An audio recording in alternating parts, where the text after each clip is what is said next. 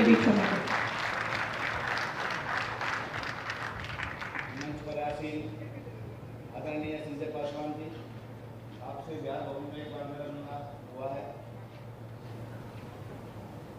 मंच आसीन बड़े बड़े अधिकारी जो कुछ दिल्ली से या बिहार से यहाँ मंच पर है, और साथ में बिहार के उद्यमी भाई और उद्यमिता सीखने आए हुए सभी शिक्षार्थी। मैं हरियाणा में सोनीपत जिले के टेरला गांव जो यमुना के किनारे वहाँ से आया हूँ और एक छोटा सा किसान है। मैं पहले 5 मिनट में अपनी थोड़ी छोटी सी कहानी में आपको बताना चाहूँगा कि मैं एक छोटे से किसान से 10 बीघे किसान से पद्मश्री तक कैसे पहुँचा। यमुना किनारे गांव हर वर्ष बिहार की तरह जब हम पढ़ते हैं कि बिहार में बाढ़ बहुत आती है, वहाँ भी हमारे यहाँ भी हमेशा बाढ़ आती थी। खेती होती थी बहुत अच्छी, गन्ने की खेती होती थी, मिर्च की खेती होती थी, और बिना रासायनिक खाद के आज से पहले सन 70 से पहले 100 मन मिर्च यानी कि 40 क्विंटल मिर्च और 100 मन दूध ये होता था बिना रासायनिक खाद। किसान कर्जवान नहीं थे, साहूकारों के छोटे छोटे कर्जवान थे, ज़्यादा भार किसानों पर नहीं था। 1980 का दशक आया, 1980 के दशक में शुरू हुआ हमारा, 70 में शुरू हो गया रासायनिक खाद, 1980 में शुरू हो गया इंसेक्टिसाइड पेस्टिसाइड। पहले कुछ आमदनी बढ़ी, हरित क्रांति आई, हरित क्रांति के नाम पर बहुत ज़्यादा उपयोग दवाइयों का कीटनाशक का होने लगा, परंतु किसान की आमदनी नहीं बढ़ी और उल्टा किसान की आमदनी घटनी शुरू हो गई और किसान जो है कर्जवान बनना शुरू हो गया। इसी दौर से मैं गुजरा, बहुत कोशिश करी कि किसान की आमदनी कैसे बढ़े, लगातार प्रयास किए।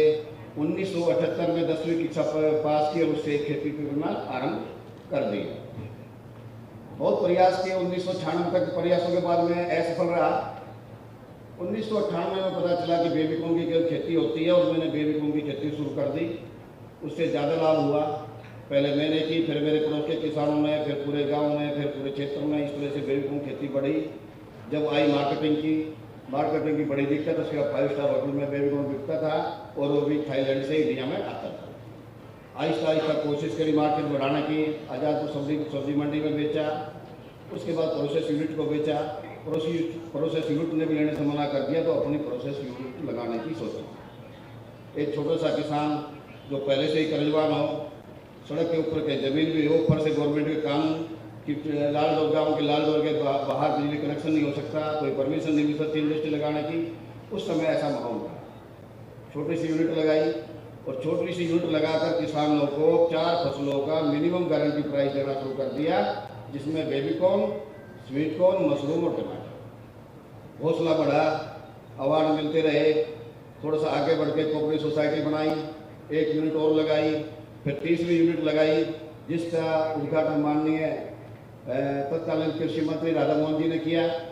उसके बाद चौथी यूनिट जो 23 करोड़ की लगाई, उसमें मटर का प्रोसेसिंग करने का और बहुत सारे प्रयोग उसमें हुए। और हमने अपने किसान भाइयों को जो खेती करते हैं उनको एक मिनिमम गारंटी प्राइस देना शुरू कर दिया। किसानों को छूट दे दी कि आप कहीं भी बेचो, ये रेट हमारा है और इससे महंगा आपका बिकता है तो कहीं भी बेचो। तो किसानों को क्या हुआ, एक सुरक्षित एक भाव मिल गया और किसान हानि होने से बच गया। इसी श्रृंखला में हमारे यहाँ लगभग 500 महिलाएं काम करने लगी। बहुत से लोगों को रोजगार मिला गांव के स्तर पर ही। तो इसी को देखकर भारत सरकार ने पहले तो बहुत से अवार्ड दिए, पर पद्म 2019 में 16 मार्च 2019 को महामहिम राष्ट्रपति द्वारा पद्मश्री सम्मान मिला। अब मैं आपसे बात करना चाहूँगा। बिहार उद्यमिता सम्मेलन आज हो रहा है और मैं कृषि उद्यमिता से आपसे बात करूँगा, क्योंकि खेती बाड़ी से मैं जुड़ा हुआ हूँ और बिहार में खेती बाड़ी की बहुत संभावनाएं हैं। आपको पता होगा कि पूरे भारत देश को बिहार के लोग चला रहे हैं। जितना भी मैन पावर है वो सब बिहार से जाता है और उन बिहारी भाइयों को, बिहार के लोगों को एक समय में ऐसा भी समय देखना पड़ा कि सबको एक रोजगार भी छूट गया था सबका। ये पिछले 2 वर्ष पहले मार्च की ही मैं आपको बात कर रहा हूँ।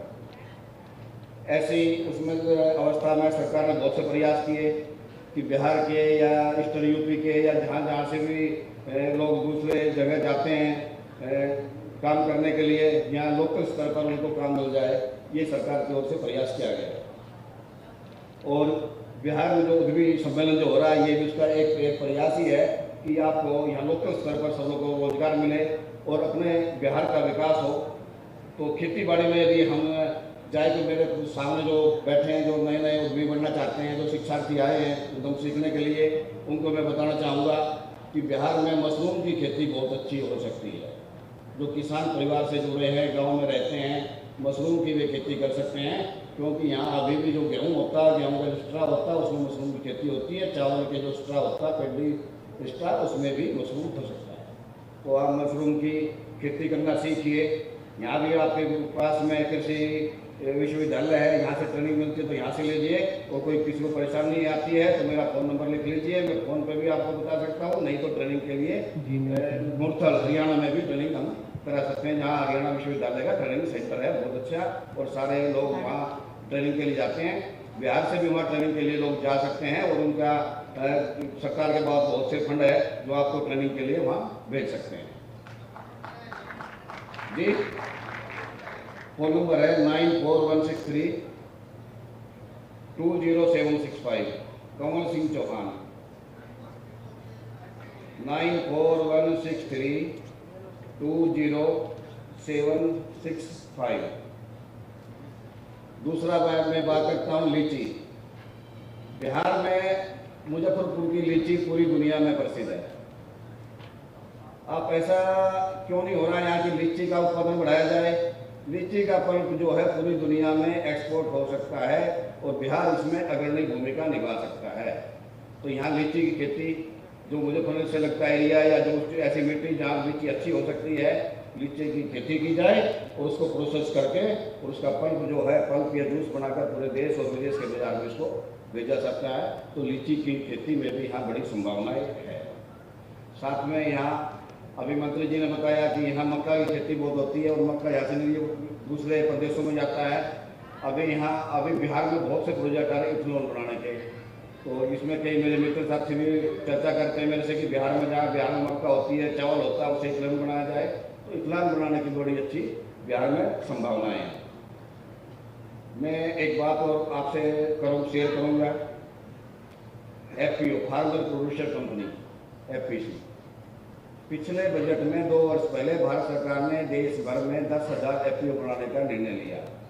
वैसे तो ये योजना शुरू हो गई थी 2003-04 के आसपास ही, वाजपेयी जी की सरकार में ये बदलाव आया था कंपनी एक्ट में, तब से ये शुरुआत हो गई थी। चलते चलते 10,000 FPO बनाने का सरकार ने निर्णय लिया और इसकी जिम्मेदारी दी नाबार्ड को, SFAC नई दिल्ली को, NCDC को और 4 संस्थाओं को इसकी जिम्मेदारी दी गई है। तो आपके हर जिले में, हर ब्लॉक में एक FPO बनना है। उसमें आप अपनी भूमिका निभाओ, 300 से ज़्यादा किसानों को उसमें जोड़ो और इसके लिए आपको मिलना है FPO के लिए। तो आप DDM नाबार्ड, हर जिले में DDM होता है नाबार्ड, उनसे मिल सकते हैं। उनको पता होता है कि आपके ब्लॉक में, आपके खंड में कौन संस्था जो है फार्मर प्रोड्यूसर कंपनी बना रही है। फार्मर प्रोड्यूसर कंपनी में बनाकर आप बड़े से बड़े कारखाने उसमें लगा सकते हैं फूड प्रोसेसिंग के। मतलब जो जिस ब्लॉक में जो फसल हो रही है उसको प्रोसेस करने का काम आप वहाँ से कर सकते हैं। हरियाणा में इसको हरियाणा सरकार 70 से 90% अनुदान फार्मर प्रोड्यूसर कंपनी के पैक हाउस बनाने पर और प्रोसेस करने पर हरियाणा सरकार दे रही है। इसीलिए बिहार में भी कोई योजना होगी, और यदि बिहार सरकार में कोई योजना नहीं है तो केंद्र सरकार की योजना ministry of MOFPI, ministry of processing में अभी FPO के लिए 50% की योजना है, जो बढ़कर 70% होने जा रही है। बहुत अच्छी योजना केंद्र सरकार की रहेगी। FPO बनाकर उससे जुड़कर आप अभी यहाँ प्रोसेस इंडस्ट्री बिहार में लगा सकते हैं। जो युवा उद्यम सीखने आए हैं या उद्यमी हैं वो इस काम में कर सकते हैं। ये जरूरी नहीं इसमें दूध के क्षेत्र में जा सकते हैं, मशरूम के क्षेत्र में जा सकते हैं, या जो भी प्रोसेस आप एग्रो बेस है, एग्रीकल्चर का जो भी है, हर योजना का इसमें आप लाभ उठा सकते हैं। या इसके अलावा जो जैसे भी खेती होती है, टमाटर की खेती होती है, या कोई लीची तो हो गया, मशरूम हो गया, स्वीट कॉर्न की खेती बहुत अच्छी हो सकती है यहाँ। आप देखिए हमारी इंडस्ट्री से पैक होकर यहाँ टमाटर पूरी, स्वीट कॉर्न, बेबी कॉर्न और मशरूम सारे देश में पहुँच रहा है, वहाँ से छोटे से गाँव हरियाणा से। और यहाँ जो बिहार में कोई चीज़ ये पैदा हो रही है तो यहाँ भी सभी चीज़ें हो सकती है। तो यहाँ कृषि विकास की बहुत संभावनाएं हैं, जो आप सब लोगों को इसमें भाग लेकर थोड़ी स्टडी करो, उसमें आगे बढ़कर आपको सबको इसमें हिस्सा लेना चाहिए और आगे बढ़ना चाहिए। एक योजना सफुर्ती MSME की योजना है, उसका भी अब पहले FPO के लिए नहीं थी, ये NGO के लिए होती थी। अब ये भारत सरकार ने ये FPO में लागू कर दी है। आप इसमें 90% अनुदान का इसमें आप फायदा उठा सकते हैं। MSME की ये योजना है। इसका KVIC के माध्यम से भी आप इसको कर सकते हैं और डायरेक्ट MSME के उस साइट पर जाकर भी आप इसकी योजना देख सकते हैं। अभी हमारे बड़े अधिकारी कॉमर्स मिनिस्ट्री के यहाँ बैठे हैं। एक इनके विभाग के इनके मंत्रालय के अंदर एक स्कीम है, एक विभाग है अपेडा, जो एग्रीकल्चर जो प्रोडक्ट होते हैं उसको निर्यात करने पर बहुत बड़े बड़े अनुदान देते हैं। जैसे किराया बढ़ा है, जहाज हवाई जहाज का किराया है, आपको पैक हाउस बनाने के लिए 40% अनुदान भी देते हैं। तो आप FPO बनाकर अपना पैक हाउस बनाकर अपेडा से भी सारे लाइसेंस लेकर और अपेडा से अनुदान लेकर भी इसको यहाँ जो प्रोडक्ट बिहार में होता है, जितने कृषि उत्पाद बिहार में अच्छे होते हैं, उनका निर्यात आप कर सकते हैं।